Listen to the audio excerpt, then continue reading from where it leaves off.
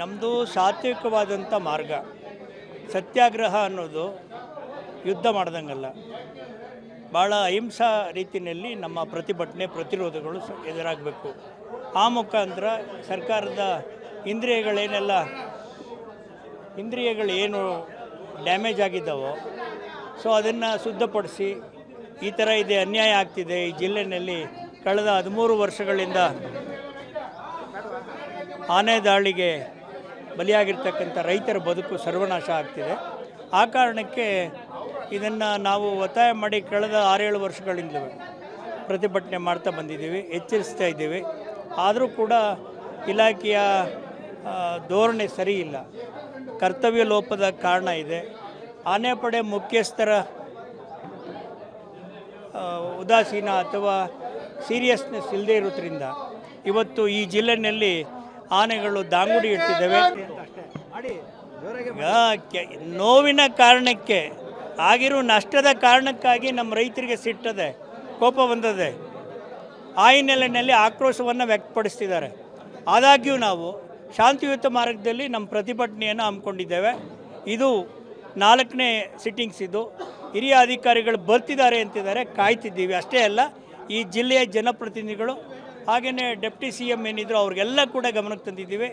ಕಳೆದ 2016ರಿಂದ ಇಲ್ಲಿ ತನಕ ಭಾಳಷ್ಟು ಪತ್ರ ವ್ಯವಹಾರ ಮಾಡಿದ್ದೀವಿ. ಏನೆಲ್ಲ ಡಿಮ್ಯಾಂಡ್ಸ್ ಆಗಬೇಕು, ಶಾಶ್ವತವಾಗಿ ಈ ಜಿಲ್ಲೆಯಲ್ಲಿ ಆನೆಗಳು ನಿರಂತರವಾಗಿ ಕಾಡ್ತಾ ಇದೆಯೋ ರೈತರ ಬೆಳೆ ಮತ್ತು ಬದುಕನ್ನು ಅದನ್ನು ಸಂರಕ್ಷಣೆ ಮಾಡಬೇಕು, ಅದನ್ನು ಉಳಿಸ್ಬೇಕು ಅನ್ನೋ ಹಿನ್ನೆಲೆಯಲ್ಲಿ ಒತ್ತಾಯ ಮಾಡ್ತಾ ಅವುಗಳ ಮೂಲ ನೆಲೆಗೆ ಓಡಿಸಿದ್ರೆ ಮಾತ್ರ ಈ ರೈತನ ಬೆಳೆ ಬದುಕು ಉಳಿತದೆ, ಆರ್ಥಿಕವಾಗಿ ಅವನೇನೋ ಸದೃಢ ಆಗಲಿಕ್ಕೆ ಸಾಧ್ಯ ಆಗ್ತದೆ ಅನ್ನುವಂಥ ವಿಚಾರಗಳನ್ನಿಟ್ಟು ನಾವು ಸತ್ಯಾಗ್ರಹವನ್ನು ಹಮ್ಮಿಕೊಂಡಿದ್ದೀವಿ. ಇವತ್ತು ಸಾಂಕೇತಿಕವಾಗಿ ಪ್ರಾರಂಭ ಆಗಿದೆ, ನಾಳೆ ನಾಡಿದ್ದೆಲ್ಲ ಇರ್ತದೆ. ಸೊ ನಮ್ಮ ಅನಿರ್ದಿಷ್ಟಾವಧಿ ಅನ್ನುವಾಗ ಕೇವಲ ಇವತ್ತಿಗೆ ಸೀಮಿತ ಅಲ್ಲ. ಅಧಿಕಾರಿಗಳ ಮೇಲೆ ಅರಣ್ಯ ಭವನದ ಅಧಿಕಾರಿಗಳು ಅವ್ರ ಕಣ್ಣು ಕಿವಿ ಎಲ್ಲ ಇದ್ದು ಬರಬೇಕು. ಬಂದಾದಮೇಲೆ ನಮ್ಮ ಅಹವಾಲುಗಳೇನಿದ್ದಾವೋ, ಡಿಮ್ಯಾಂಡ್ಗಳೇನಿದ್ದಾವೋ ಅವುಗಳನ್ನ ನಾವು ಅವ್ರ ಮುಂದೆ ವ್ಯಕ್ತಪಡಿಸ್ತೀವಿ.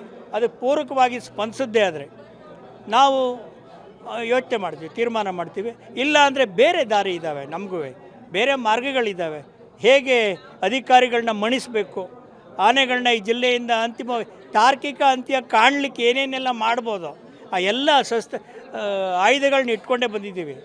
ವೆಪನ್ಸ್ ಅಂದರೆ ಬರೀ ಕೇವಲ ಆಯುಧಗಳಲ್ಲ, ಮದ್ದು ಗುಂಡಲ್ಲ, ಬೇರೆ ಮೀರಿದ ಆಯುಧಗಳು. ಮಹಾತ್ಮ ಗಾಂಧೀಜಿ ಕಲಿಸ್ಕೊಟ್ಟಿರುವಂಥದ್ದು ಇರ್ಬೋದು, ಬಾಬಾ ಸಾಹೇಬ್ ಅಂಬೇಡ್ಕರ್ ಕೊಟ್ಟಿರುವಂಥದ್ದು ಇರ್ಬೋದು, ಪ್ರೊಫೆಸರ್ ನಂಜುಂಡಸ್ವಾಮಿ ಅವರು ಹೇಳ್ಕೊಟ್ಟಿರ್ತಕ್ಕಂಥ ಮಾರ್ಗ ಇದ್ದಾವೆ. ಆ ಎಲ್ಲವನ್ನು ಬಳಕೆ ಮಾಡ್ತೀವಿ ಒಂದೊಂದಾಗಿ. Thank you.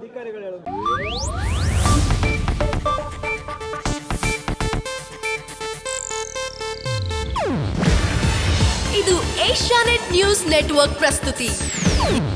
ನೀವು ನೋಡ್ತಿದ್ದೀರಾ ಏಷ್ಯಾನೆಟ್ ಸುವರ್ಣ ನ್ಯೂಸ್.